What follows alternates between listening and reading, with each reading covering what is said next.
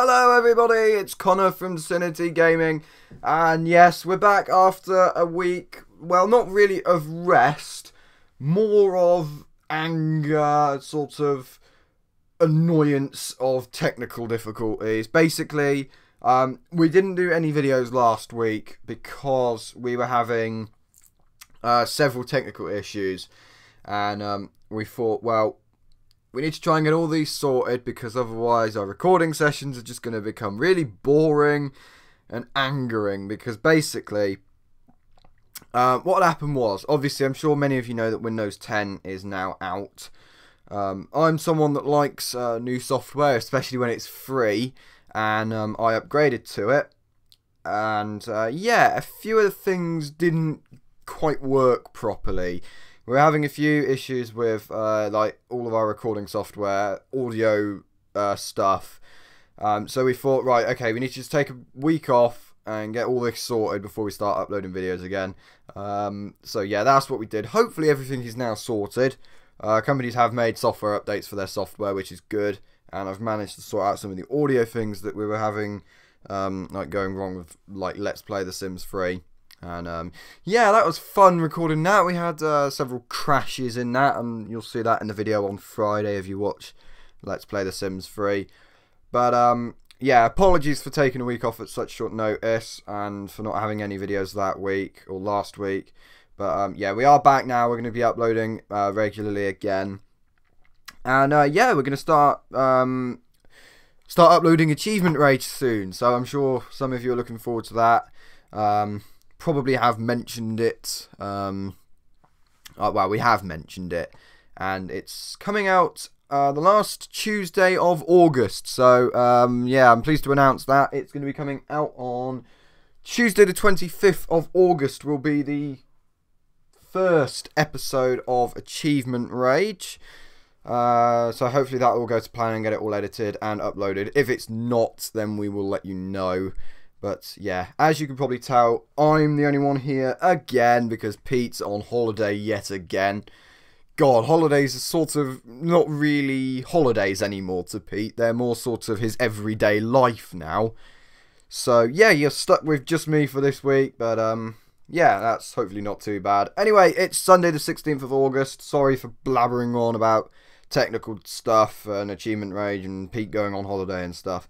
But Pete said he's going to be back next week, and he better be back, because otherwise he will be in trouble if he's not.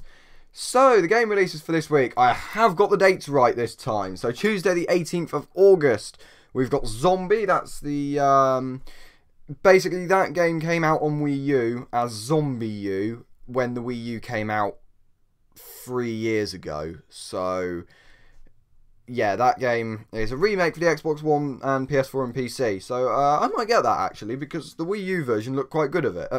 The Wii U version looked quite good. So I might get that. I'll wait and see. I'll see what some reviews are like, and yeah, if we get it, I could do a Let's Play on it, I suppose. We've got Volume coming out on the PS4, PS Vita, PC and Mac. And Tales from Borderlands Episode 4 Escape Plan Bravo. That's coming out on PS4, PS3, PC and Mac.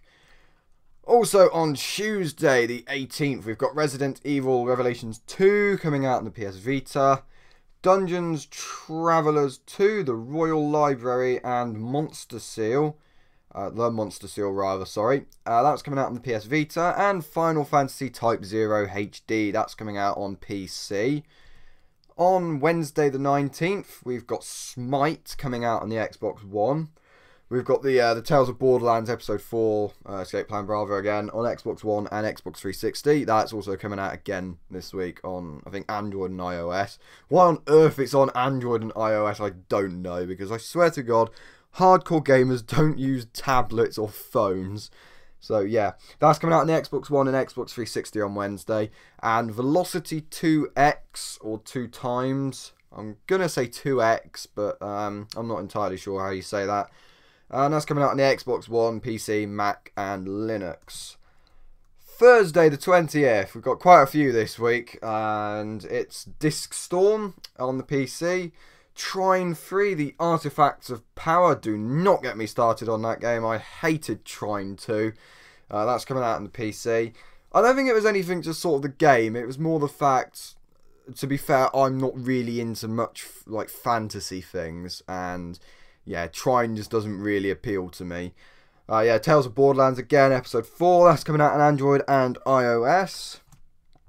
And on Friday the 21st of August, we've got Risen 3 Titan Lords Enhanced Edition on the PS4 and The Flock on PC.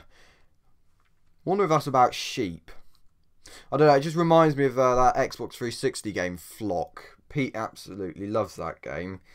Don't ask me why. It's basically a game where you control this sort of UFO and you've got to try and herd some sheep. So, yeah, from what I know, it's quite an angering game. It's not the easiest game in the world, and I've heard Pete getting angry at it before. I've certainly been on Xbox Live whilst he's been playing it, that's for sure. Anyway, that's all the game releases for this week, and yes, we've got some news as well. There were a few things that we didn't cover last week that we're going to just mention this week. Or I'm going to mention, sorry, because Pete's not here. So this one is quite recent though. So PS Plus UK price increase. This is going to anger a few people who buy the short-term prepaid cards. So Sony recently confirmed a price increase to their PlayStation Plus service subscriptions in the UK. The price increase will only affect prepaid 1-month and 3-month memberships and won't affect 12-month prepaid cards or subscriptions paid via credit or debit card. At present, the subscription costs £5.49 for 1 month and £11.99 for 3 months.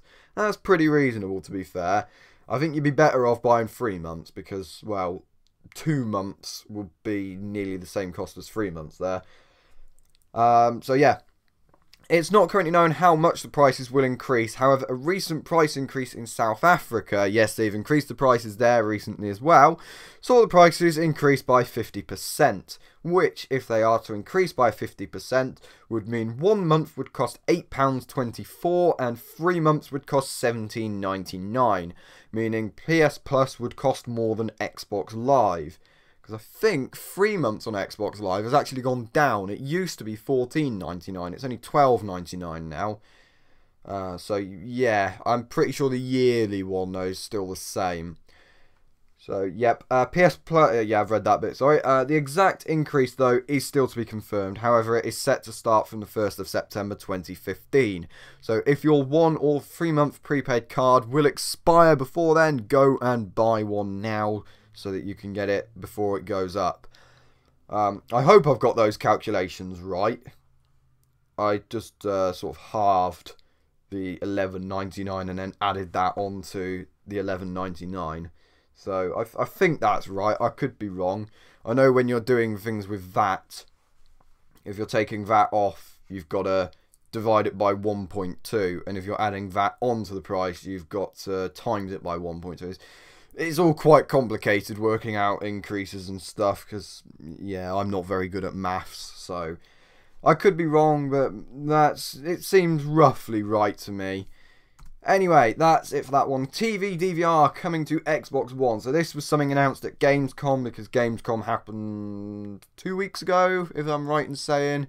It was the start of August, so I think it was about nearly 2 weeks ago. It's about 10 or 11 days ago it was on. So, yeah, at this year's Gamescom event in Germany, Microsoft announced that they are bringing an all-new DVR to the Xbox One, which will allow users to record TV shows on their Xbox One console. This announcement pleased many people who take advantage of OneGuide and Xbox One's TV functionality. However, it recently emerged that the DVR will only be available in Canada, the UK, and the USA to start off with.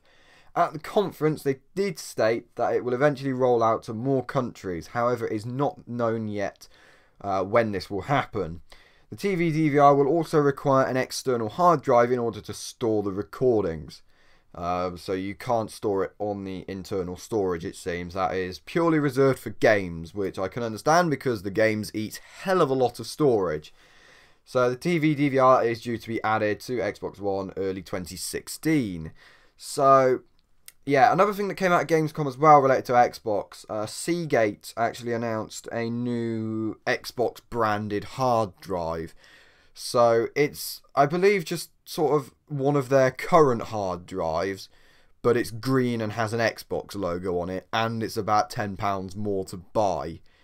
Actually, saying £10, I'm not even actually sure it's coming out in the UK. I've only seen it listed on American websites at the moment. I'm guessing it will eventually come out in the UK, but to be fair, as much as it would look good with your Xbox One having an Xbox branded hard drive, I think you'd be better just saving yourself a tenner or so and buying one of the other Seagate ones that hasn't got an Xbox logo on it. Because it's essentially the same product, but it's, well, black, and it kind of goes with your Xbox One, whereas this one's green, and it kind of looks a bit out of place, if you ask me. It looks good, but I just don't think it really looks too good on your Xbox One. Personally, I can't keep games on mine because it just doesn't look very good. I don't think green and black go very well in that sense. But yeah, it does look a nice hard drive. I just don't think it sort of goes with the Xbox One. I think if it was 360, it might go with that, like the old white ones. But yeah. So anyway, that's I can't remember everything that came off Gamescom actually. It's just completely escaped my mind. But yeah, there are a lot of things. I think the press conferences are available on YouTube for you to watch. So if you do want to see like the Microsoft conference, go ahead onto YouTube and just check that out. So yeah, Gamescom is, I wouldn't say as big as E3, but it is one of the biggest events of the year. And one good thing about Gamescom is that it is open to the public, unlike E3. So yeah, I'm thinking maybe about going to Gamescom at one point, but we'll have to wait and see. Anyway, last but not least, something that might interest some of you. Jeremy Clarkson is not in Forza 6. So, I'm sure loads of you Forza fans, I for one am gutted because Clarkson's been in it for ages now. I think he's been in it since at least Forza Motorsport 4. I know that's only 2 games ago, but that is about 4 years because they've had the Horizon ones between then as well. So, he has been in Forza quite a while. I'm trying to think if he's been in Horizon or not. I don't know. He might not have been. But anyway, I'll read this out first before I give my comments and stuff. So, Forza Motorsport 6 developer Turn 10 Studios recently confirmed that former Top Gear host Jeremy Clarkson will not feature in this year's Forza title following his departure from the BBC in March. Clarkson's contract with the BBC was not renewed after an incident with a Top Gear producer. I'm sure you have all heard this. It was probably the biggest news of February and March, let's just say that. Clarkson has played a vital role in previous Forza Motorsport titles, along with his friends and colleagues James May and Richard Hammond, who are still going to feature in the game, despite their departure from Top Gear and the BBC. Despite the changes to Top Gear, Turn 10 say that their relationship with the brand is still as strong as before, and the game will include Top Gear related things, including the infamous test track. This may not be the end of the road for Clarkson, as the trio's recent deal with Amazon Prime provides an opportunity for Turn 10 to partner with them again in the future to bring the trio back together in Forza under their new and upcoming show. So, I thought I'd include that one because it's something that maybe not a lot of you will hear about. A lot of people were like, oh yeah, well, I've heard about all the game releases, but you might not get to see this kind of small news, I'm going to say. But yeah, I mean, to me, Clarkson played quite a vital role in Forza Motorsport 5. He was one of the main sort of narrators and commentators, because when you're in career mode and like selecting different events and that, they will give you like information about the tracks and that. Forza 5 was a terrible game, admittedly. It was rushed, and it was the worst Forza I've ever played. But hopefully Forza 6 will be a bit better. They've had a lot longer to work on this one. But I still think it'll be a bit different without him in it. I know he's not like a big role, but it's kind of just getting used to their voice in it. I mean, they haven't said about anything like they're putting Chris Evans in it, and thank God. I mean, to be fair, BBC, I don't like to use CGN to like sort of speak out my opinions, but BBC, you have made the biggest mistake ever putting Chris Evans on Top Gear. You really have. I mean, Top Gear, you can't continue with Top Gear. It just won't work. No one will watch it. I'm going to get Amazon Prime to watch them on their new, decent show, because Clarkson, Hammond and May are mainly what I watched Top Gear for. I didn't watch it really for the cars or for like the brand. I watched it because those three are hilarious. And yeah, I wish them all the best actually with their Amazon Prime deal. I think that will go really well.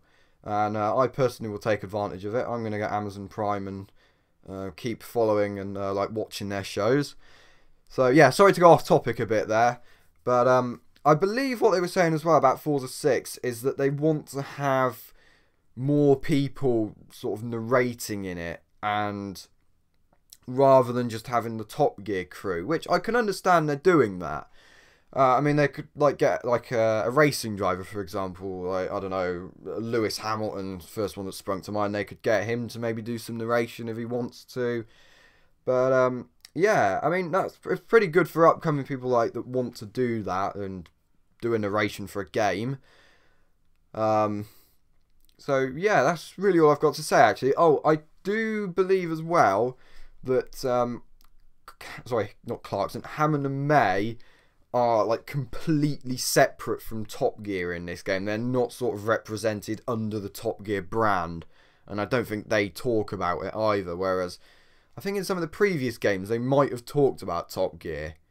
I'm not entirely sure because I didn't exactly listen to every narration they said, but yeah. But yeah, that's still big news, I guess, for some Forza fans. But I suppose it's not the end of the world. They haven't had to completely restructure and like redesign the game, or so they've said anyway. But yeah. Okay, so yeah, that's it for CGN this week for Sunday the 16th of August. Hopefully Pete will be back next week. I certainly hope he will, because probably getting a bit bored of you guys just listening to me doing this, because at least Peter got someone to talk to, got another one to add some comments and that. I'm sure he would have loved to join in talking about Top Gear and the BBC and Chris Evans and stuff. But yeah, sadly he wasn't here today to do that, but yeah, he should be back next week. So yeah, I will leave you all doing whatever you want to go and do now. I'm going to go and watch some Only Fools and Horses, so have a good evening, and yeah, goodbye.